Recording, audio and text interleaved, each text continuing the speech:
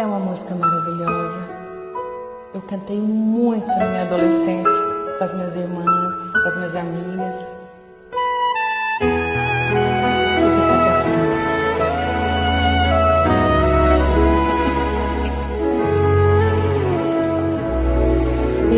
Este momento vai passar como as notas que se perdem. Olá, meus irmãos, minhas irmãs, é uma alegria enorme revê-los em mais essa oportunidade de abrirmos a Palavra de Deus e juntos podermos novamente estudá-la. Eu gostaria, antes de começar essas considerações, de convidá-los para uma palavra de oração. Santo Deus, muito obrigado, Senhor, por este momento tão importante, onde Tu nos concedes esse privilégio de abrir a Tua Palavra e buscarmos na Tua Palavra, Senhor, as orientações necessárias para o nosso viver diário. Capacita-nos ao cumprimento de nossas missões diante de Ti e diante dos homens, para que naquele grande dia possamos ser abraçados por Ti nas nuvens dos céus, fazendo parte do grande bem-vindo servo bom e fiel, para que possamos realmente estarmos contigo para todo sempre. Santifica-nos na Tua Palavra, porque a Tua Palavra é a verdade. Conduza-nos no estudo e nos auxilie, nos dê a orientação do Teu Santo Espírito, para que possamos também orientar, ensinar aqueles que nos cercam. Te pedimos essas bênçãos agradecidos, em nome de Jesus. Amém, Senhor. Retribuindo.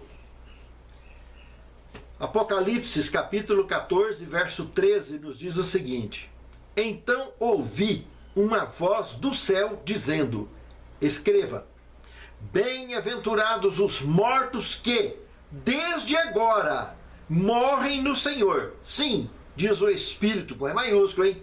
Sim, diz o Espírito, para que descansem das suas fadigas, pois as suas obras os acompanham. Irmãos, olha que coisa mais curiosa e interessante.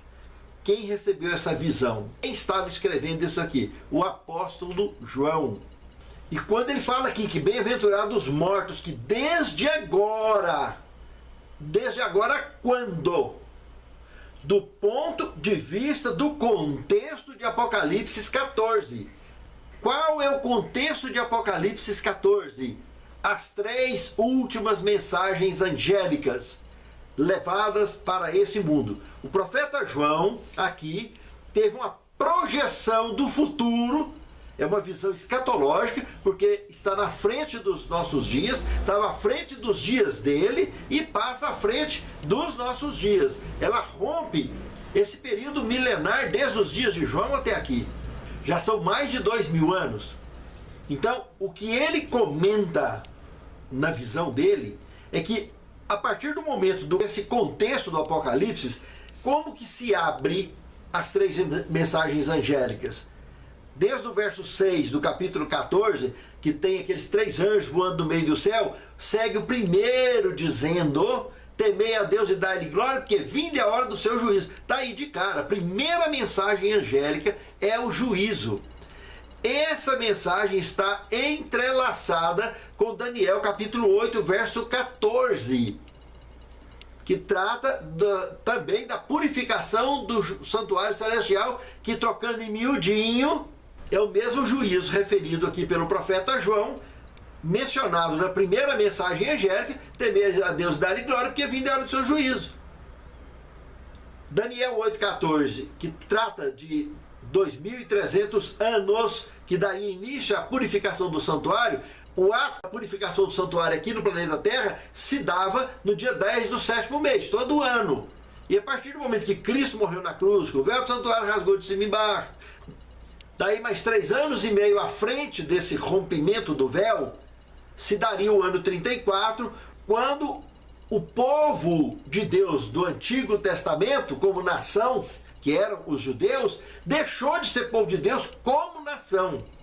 E o povo de Deus agora seria todo povo, tribo e língua. O período teria encerrado ali.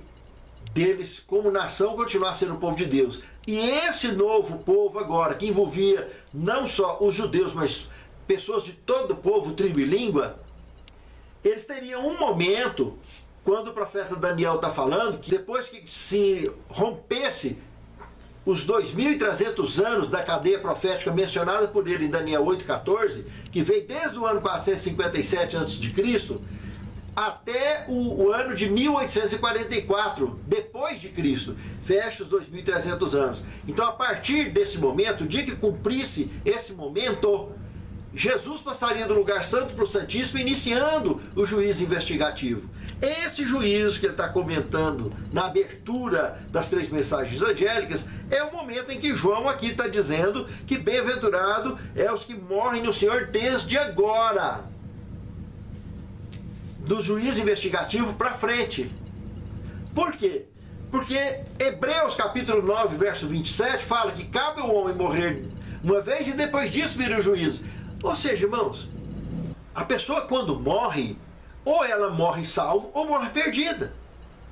Porque a partir do momento que ela descansa em Cristo, que ela morre em Cristo, definitivamente ela está salva, porque a graça de Cristo a selou no livro da vida. E se ela morreu perdida, está no livro da condenação, está descartada do livro da vida, está riscada do livro da vida.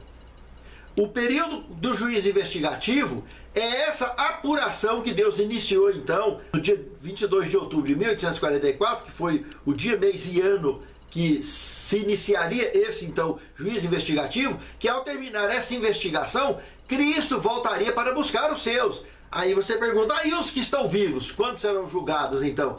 No ato, antes de Cristo fechar a porta da graça, antes dele derramar as 7 taças das 7 últimas pragas, ele vai julgar os vivos e dizer, está feito. Aí Apocalipse capítulo 22, verso 11, se cumprirá. A partir do momento que ele falar, está feito. O justo está justo e salvo, e fazendo mais justiça ainda, se santificando em Cristo Jesus. E o ímpio que se suja ainda mais, como está aí. Aí não tem meio termo. Tanto que a praga, a primeira praga, quando ela descer, ela separa justo de injusto. Aquela ferida no corpo que vai dar dos pés à cabeça, a pessoa que perceber que está no meio dos escolhidos, mas está tomado de praga, ela será tomada também de ódio do povo de Deus, porque já viu que está perdida. E vai sair do meio do povo de Deus. Mas aí é um dia. O ciclo das 24 horas real, como Apocalipse 18, verso 8 fala, as pragas cairão em um só dia. Esse é o primeiro dia do milênio que estará sendo aberto. Que no final desse dia Cristo estará voltando. Então vai cair 7 pragas num ciclo de 24 horas. E Apocalipse 18, verso 10, fala que aquela visão que Pedro teve, de 2 Pedro 3, de 8 a 12, o planeta vai ser dissolvido em uma só hora. Apocalipse 18, verso 10. É literal. Tudo que acontece dentro da profecia do milênio é literal, porque o milênio é literal. Então, meus amados irmãos, o que está dizendo aqui é que aqueles que morrem em Cristo, em todas as épocas, descansar em Deus foi maravilha. Mas dentro do juízo investigativo é um privilégio, porque o Espírito com E maiúsculo que aparece aqui, estava dando essa mensagem para João e avisando isso para a humanidade, ele está aqui em ministério, em obra, de fechar a pregação do Evangelho num mundo tomado pelo paganismo. E nós, como cristãos, temos a missão de pregar o Evangelho ao mundo ao nosso redor. Essa é a nossa missão.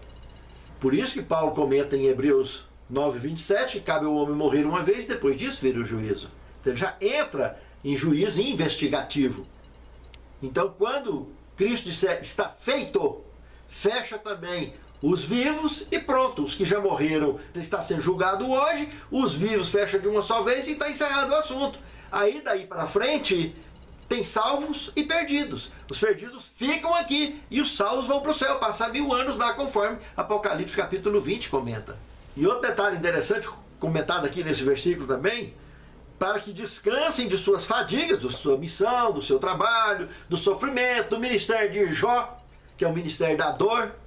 Que quantos que têm enfrentado o ministério da dor e descansam na sepultura depois, aguardando o dia da ressurreição? Então, que as suas obras os acompanham. Aqui está mostrando que o testemunho é eterno, irmãos. Ele não morre. Nós morremos, mas as nossas obras continuam. O nosso testemunho, que ele é absoluto, porque é feito em Deus, é a luz de Deus, que ele falou que nós somos a luz do mundo, é a luz dele que é refletida no povo. Isso é absoluto, isso não morre, irmãos. O mau testemunho apaga, esquece, desmancha. Mas o bom testemunho é aquele flash da luz divina que passa por nós e fica nas pessoas, marcando, influenciando as pessoas para que elas mais se esqueçam. Assim como nós, quando lemos a Bíblia Sagrada, nós percebemos a luz de Deus através desses personagens. E nós somos hoje, como disse Paulo, uma carta lida e relida pelos homens. Pense nisso, amado irmão. É muito bonito e é muito profundo. No segundo tema, o rico insensato.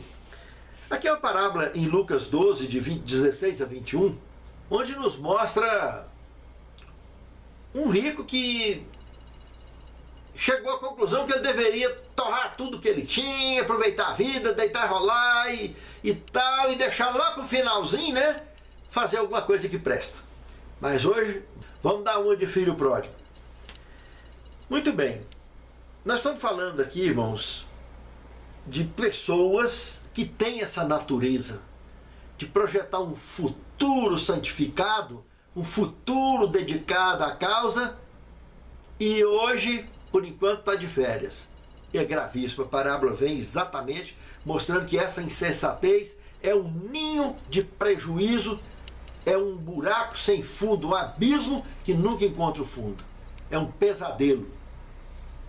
Veja que dois personagens que nós vamos citar aqui, que é o profeta Daniel e o profeta João, autor do Apocalipse. Daniel nasceu em 623 a.C.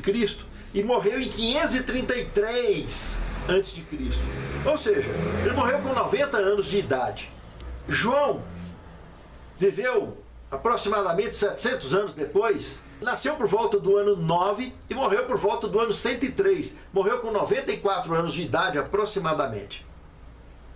Meus irmãos, esses dois indivíduos viveram num período de cerca de 1000 anos mais ou menos, que a idade média, a longevidade média era de 50 anos.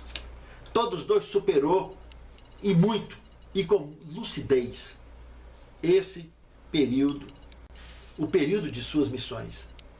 Tanto a missão de Daniel quanto a missão de João foram missões tensas, muito tensas. Todo mundo conhece a história deles. E eles romperam muito acima da média do período em que eles viveram. Mas foram pessoas sensatas. E quando foram para a sepultura, descansaram de suas obras. E o testemunho deles está falando alto até hoje. E vai continuar falando. Eles vão ressuscitar e ouvir disso ainda. Saber o que resultou desse trabalho tão bonito que eles fizeram, da mesma coisa que acontecerá comigo e com você. Quando dedicamos de fato, se é que realmente nos dedicamos na causa do Senhor. Servimos ao Senhor em espírito e em verdade. No terceiro tema, não levamos nada para o túmulo. De fato, irmãos.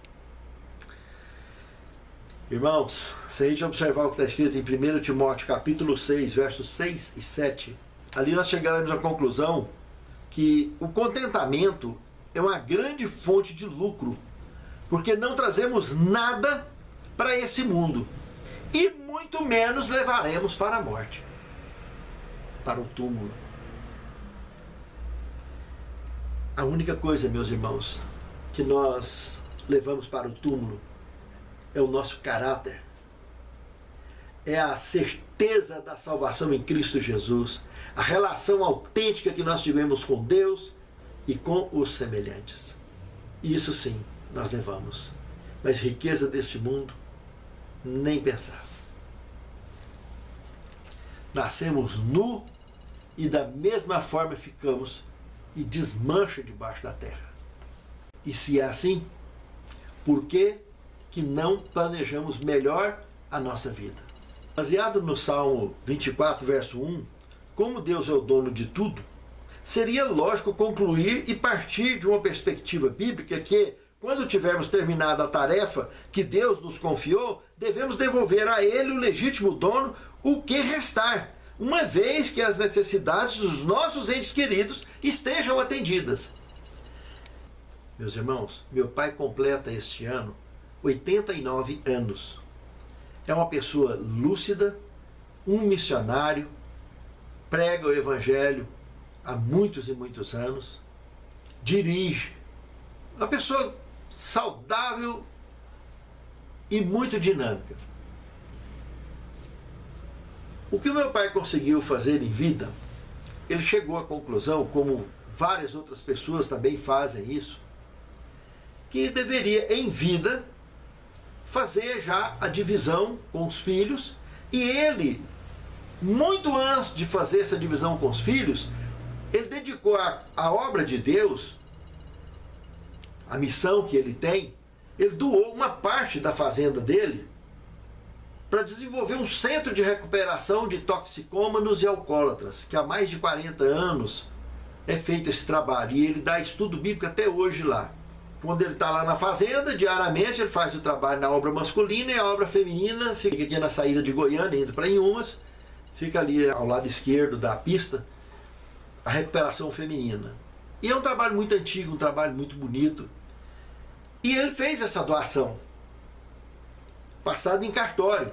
Ele tem consciência que quando chegar o final da missão dele, que ele dedicou à obra de Deus, que é de servir ao semelhante, de tratar do semelhante, e agora, em vida, saudável e tudo, para uso e fruto dele, mas ele já está fazendo a transferência para os filhos, para que, quando ele faltar, não tem conversa paralela, nem disse, nem me disse, nem disse, nem daquilo.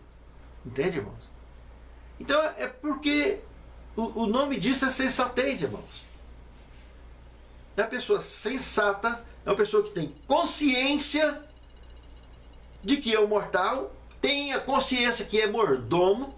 Ele não é dono de nada, é mordomo. Quem é dono do patrimônio é Deus. E os filhos que recebem isso depois, diante de Deus, continuam com essa mordomia. Ai daquele que não tiver essa consciência de que tudo que temos e somos pertence a Deus. Do contrário, vai junto conosco para a sepultura. Entende, irmãos? Desmancha tudo e acaba. Morreu, encerrou. Agora, quando entendemos que somos mordomos, ao ressuscitarmos, seremos restaurados, redimidos, faremos parte do projeto original da criação. Voltar a viver eternamente, como foi no início, no princípio, antes do pecado afetar esse planeta. Entende, irmãos? Então, é muito interessante lembrar disso. Nos nossos planos já tem a destinação das coisas de Deus e tem a destinação das coisas dos entes queridos, para que a missão seja plenamente cumprida e resoluta. Pense nisso. No quarto tema, comece com as necessidades pessoais. A gente vê muito na Bíblia Sagrada as promessas de Deus, como lá em Provérbios, capítulo 3, verso 9 e 10, né? Onde Deus diz que se formos fiéis, os nossos celeiros estarão sempre cheios, etc. Porque era muito comum a agricultura e pecuária naquele período. A moeda que rolava era o que era produzido naquele tempo. Por isso que fala muito em celeiro e tudo, mas é uma linguagem simbólica que pode ser transcrita para as contas bancárias, para os nossos negócios, a maneira com que nós adquirimos nossos bens hoje. É por isso que Provérbios 27, do verso 23 ao 27, trabalha com essa linguagem ampla da questão da forma dos ganhos e de aplicações, etc., e de retorno da fidelidade naquilo que a gente faz, sempre em parceria com Deus, como mordomos de Deus. Nós sermos diligentes com a nossa administração e estarmos preparados e seguros quanto ao encerramento da nossa missão. Nós temos que ter consciência disso, que uma hora vai encerrar a nossa missão. E o encerramento da nossa missão é o momento em que nós vamos para a mansão dos mortos. aguardar a trombeta para ressuscitarmos, passarmos 1000 anos com Cristo na eternidade e depois vir aqui para esse planeta, aonde estaremos para sempre com o Senhor, no novo céu e na nova terra. E quando a gente fala em encerrar a nossa missão, nós temos missão diante dos homens e diante de Deus. Então, aqui, com relação aos herdeiros, ficou tudo certo? Ficou tudo certo. E com relação a Deus, passou em branco? Não pode passar em branco, irmãos. Precisamos de estar seguro. Lembra do exemplo que eu citei agora mesmo? O meu pai foi lá e fez primeiro. Passou em cartório, uma parte da fazenda dele lá, que ele doou, e é uma terra caríssima. Ele doou coisa de 2 alqueires na época. Então, fazer uma doação desse porte numa propriedade dessa, se a pessoa não tiver o coração consagrado a Deus, não faz, irmãos. Não faz de jeito nenhum. Isso para fazer tem que estar apegado e tem que estar seguro daquilo que está fazendo, tem que estar sendo guiado pelo Espírito Santo. E meu pai foi e é um homem guiado pelo Espírito Santo. Por isso ele fez e mantém essa obra firme como um dos membros administradores dessa obra. Hoje tem várias pessoas que administram. Ele é um deles. E é o líder missionário e é o professor de Bíblia dos recuperandos desta obra conhecida como Fazenda Senhor Jesus. E aí está inspirado como começar com as necessidades pessoais, né? Então, ele manteve a necessidade dele, manteve a estruturação familiar, foi sempre cuidadoso com a família, preocupou-se e se dedicou e se dedica ainda à obra de Deus até hoje, fazendo uma obra que um compromisso que ele tem não é com religião A, B, C ou D, mas é um compromisso que ele tem com Deus, com o Espírito Santo, e trabalha na recuperação de pessoas que já estão dentro do intestino do diabo, dentro do intestino das potestades da maldade, dos demônios. E essas pessoas ainda se recuperam e se tornam pessoas dignas, como eu conheço diversas, que se recuperaram e se tornaram grandes homens. Outros são grandes empresários, que eu conheço pessoalmente. Por quê? Porque é um trabalho que é dirigido por Deus. Servos de Deus que se dedicam. E assim tem em toda a face da terra, tem pessoas desse jeito. Sempre tiveram pessoas assim, sempre há de ter, até que Jesus volte e todos os escolhidos possam ser reunidos em uma só ovelha, em um só pastor, em um só rebanho, em uma só fé e um só batismo.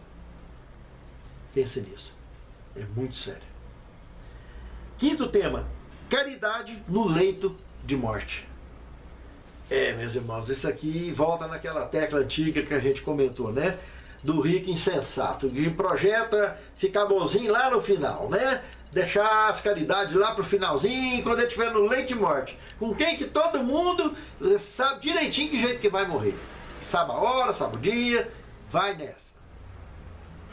Sabe o que é isso, irmãos? Pessoas avarentas.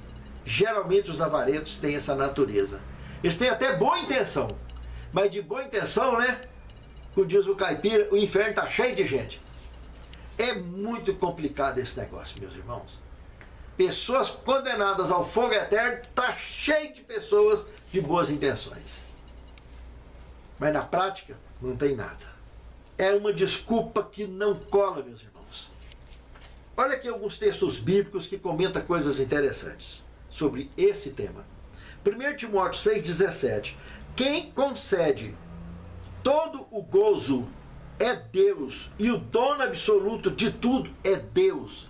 Então, se é Ele que concede o gozo, que concede a alegria, quem é você para achar que pode projetar gozo, ou alegria ou tristeza na sua vida? É entregar o seu caminho ao Senhor e o mais Ele fará. Procurar em primeiro lugar o reino de Deus e o resto é acrescentado, é confiar nisso e pronto. Fazer da nossa parte com a inteligência que Deus nos deu, e o resto é resto. 2 Coríntios 4,18. As coisas que se veem são temporais, se não veem, são eternas. É isso aí, meus irmãos. As coisas conectadas com a fé, meus irmãos, aquela que a gente desce seguro para a sepultura, essas da fé, essa é eterna. Mas essas que a gente acha que vale muito, né? Que é muito precioso, não vale nada. A traça e a ferrugem come. Entende? Provérbios 30, verso 8. Dai-me só o pão que é necessário. E são os bens que alcançamos de forma lícita. É o que o sábio está aqui pedindo, inspirado pelo Espírito Santo. Entende, irmãos? Às vezes, a gente pede o que não vai fazer bem para nós. E é por isso que às vezes Deus não dá. Ou se dá, vai dar daqui tanto tempo. E não agora, na hora que a gente acha que é importante e não é importante. Agora não. Pode ser muito nocivo. Por isso que a vontade de Deus precisa ser respeitada. Ele sabe o que de fato é bom para mim e para você. Se não faltar o necessário, é glorificar a Deus de joelho no chão. Porque o resto é resto. Eclesiastes capítulo 5, verso 10. O amor ao dinheiro é só vaidade, irmãos. E é um fato. É um fato. Porque para a sepultura, para onde a gente vai, não tem sabedoria, não tem riqueza, não tem obra, não tem ciência, não tem nada, irmãos. Ninguém leva nada.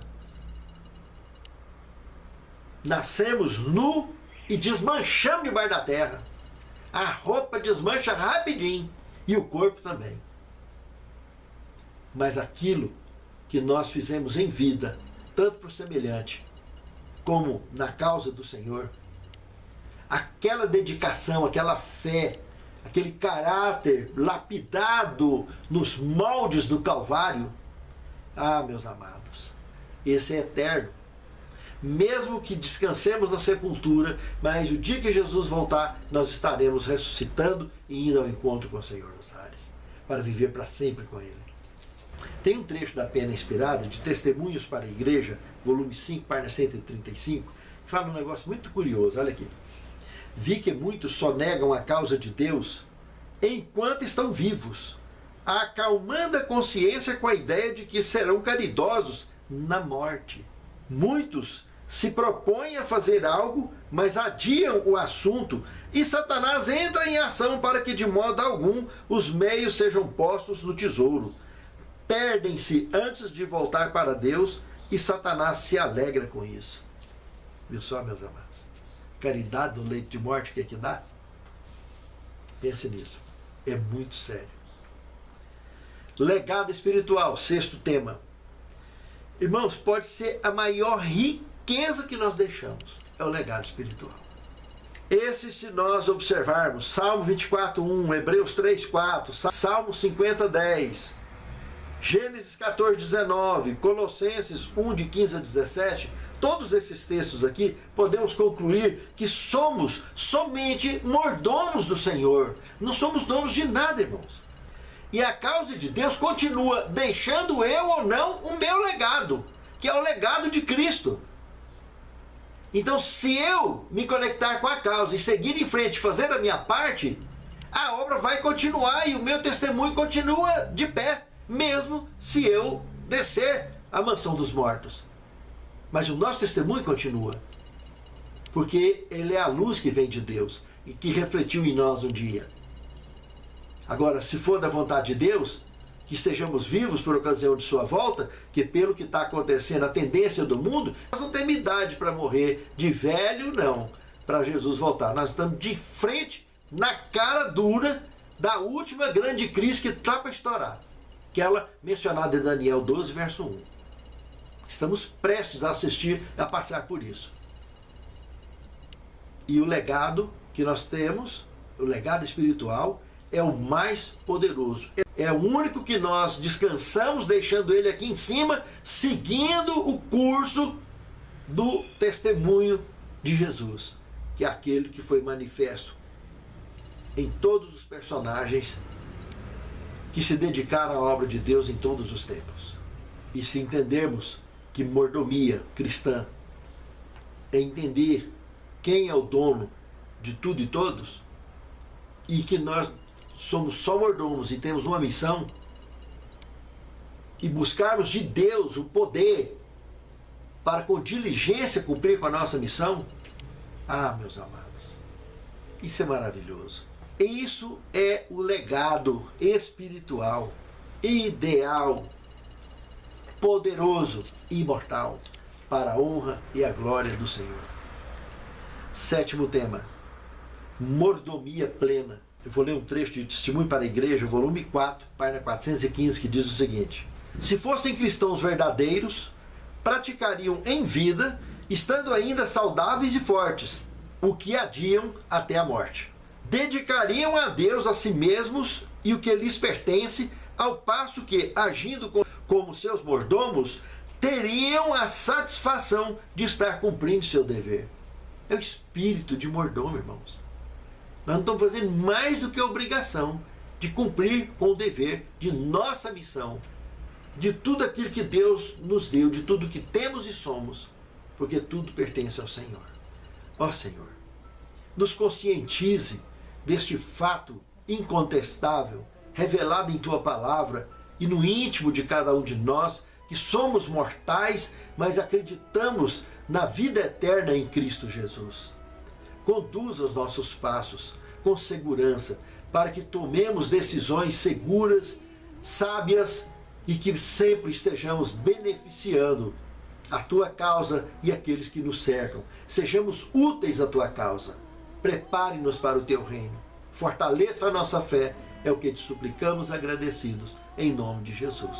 Amém, Senhor. Vamos cantar